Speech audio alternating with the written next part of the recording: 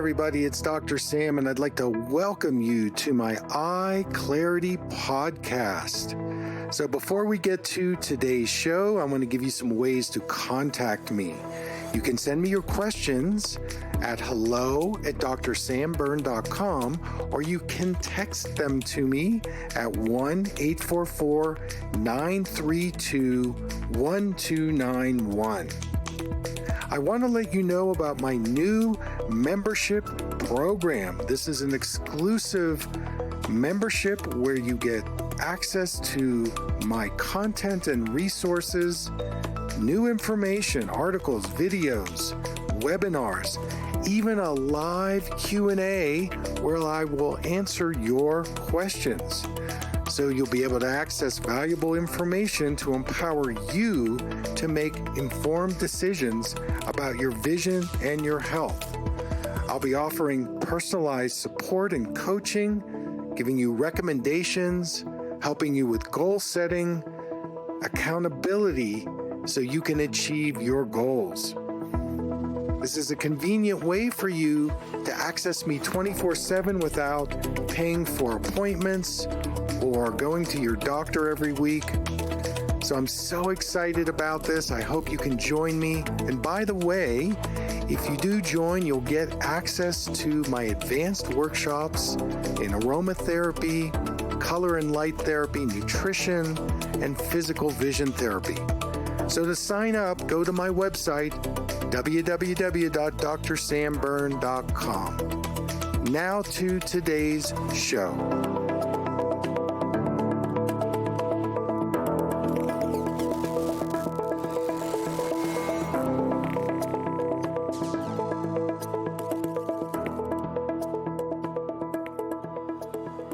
Hey everyone, welcome to the program. So today's episode is titled The Advice That Goes Beyond the Eye Exam. Recently, I saw a patient who was diagnosed with glaucoma, and that's serious enough, but the way the doctor delivered the message was even more mind-blowing to me. So the story goes like this.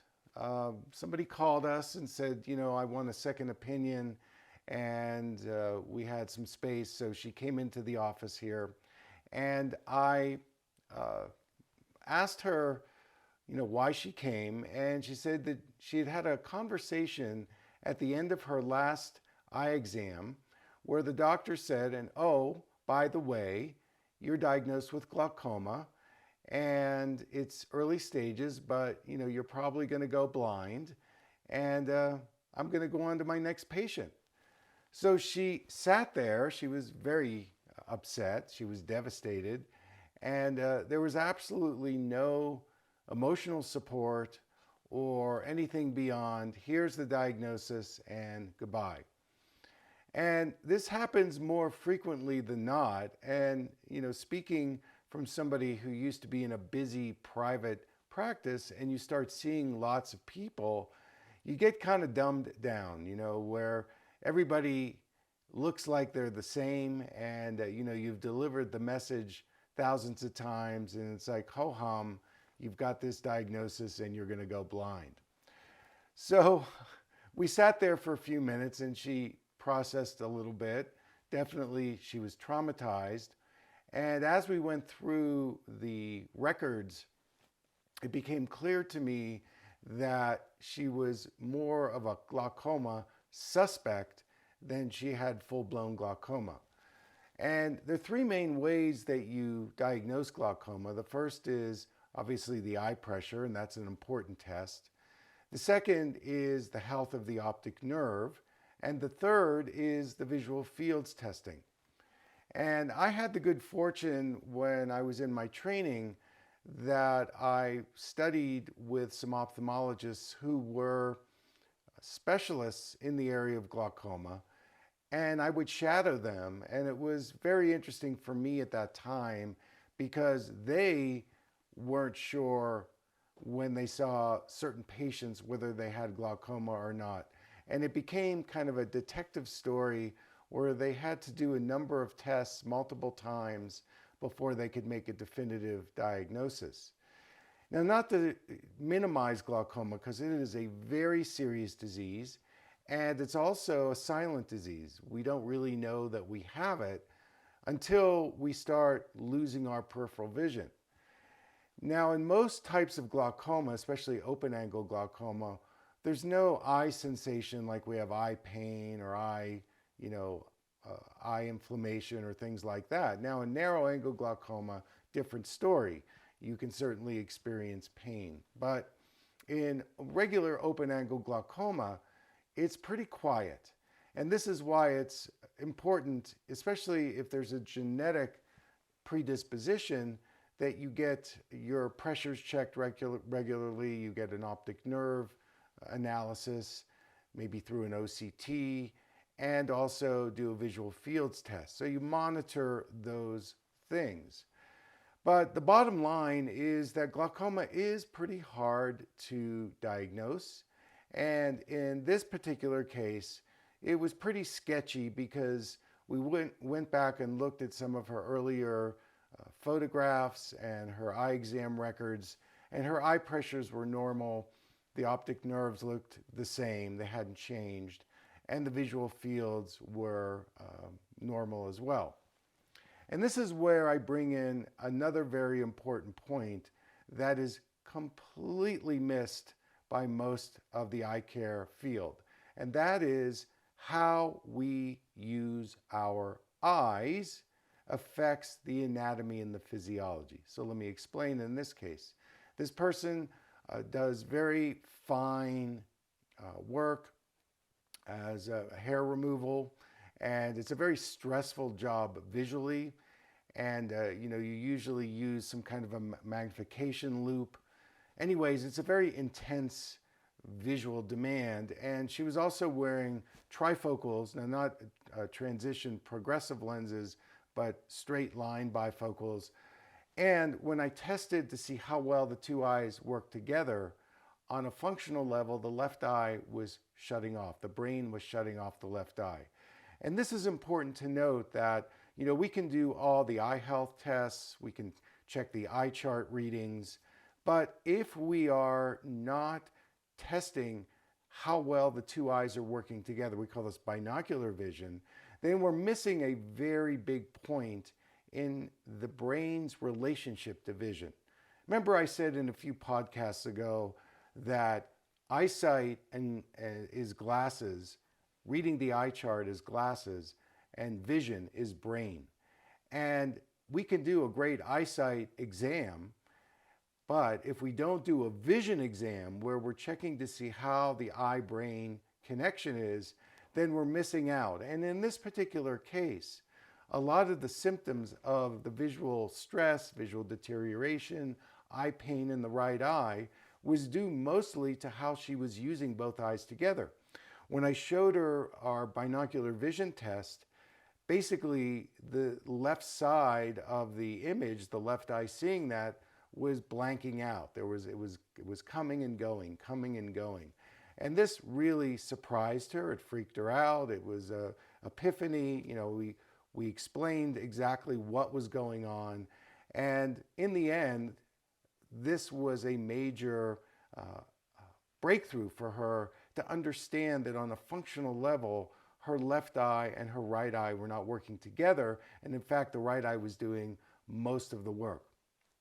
The other thing that was really amazing about this is that her current eyeglass prescription had to read the chart, and she could read all the way down to the very bottom line, which, unless you're going to be an astronaut for NASA, is really overkill. It's unnecessary. So when I gave her a reduced prescription, immediately she said, "Oh, my eyes feel more relaxed and I can still see the eye chart." So this was a signal that she was wearing a prescription that was way too strong for her. And I blame this on how the eye exam is done, and I'm just as guilty because it's the way I learned it, it's the method I learned, and it wasn't until I met some mentors who told me about how to prescribe based on looking at the whole person that changed the way I prescribed lenses. So in any event, what we're going to do is we're going to reduce her prescription, And that's going to take away a lot of the eye stress. And that should be a game changer for her in terms of how she feels about her eyes. It could be even a contributing factor to some of these soft glaucoma symptoms that she's having as well. So this was another major breakthrough for her that was entirely missed. The last thing I'm going to say is that, if you ask your doctor, is there anything naturally integrative medicine-wise that you can do for glaucoma? And he or she says, no, there's nothing you can do. That is actually not true. Because there are many, many things that you can do to slow down the progression of glaucoma. I'll name a few. First of all, to check into your oxidative stress and your inflammation in the eyes and also in your body, your stress levels, what kind of prescription you're looking through. Is it a bifocal, trifocal, or single vision lens? If you have myopia, maybe you're overprescribed. These are all, risk factors that can be removed that can actually improve the eye circulation and your peripheral vision.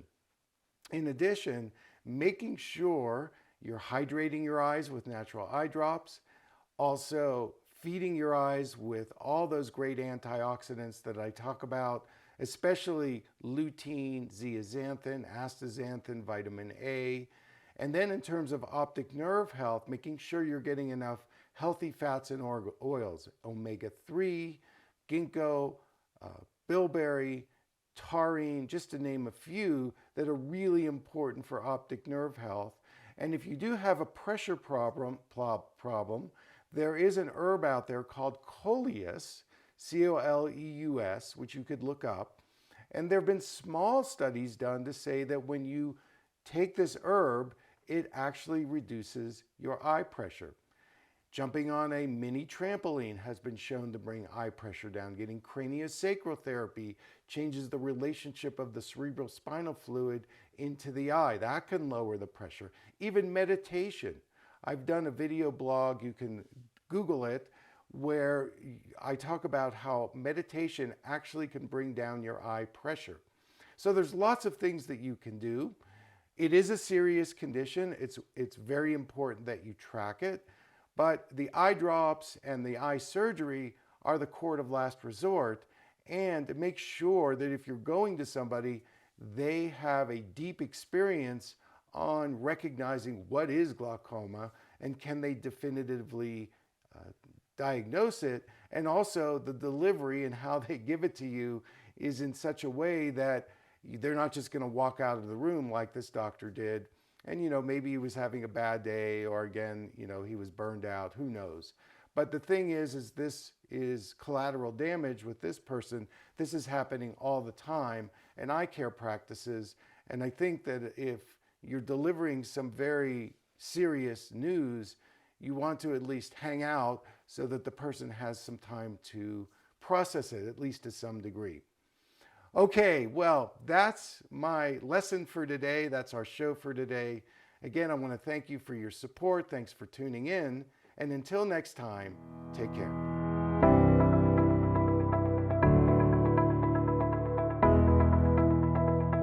Thank you for listening. I hope you learned something from the EyeClarity podcast show today. If you enjoyed the episode, make sure to subscribe on iTunes or Spotify and leave a review. See you here next time.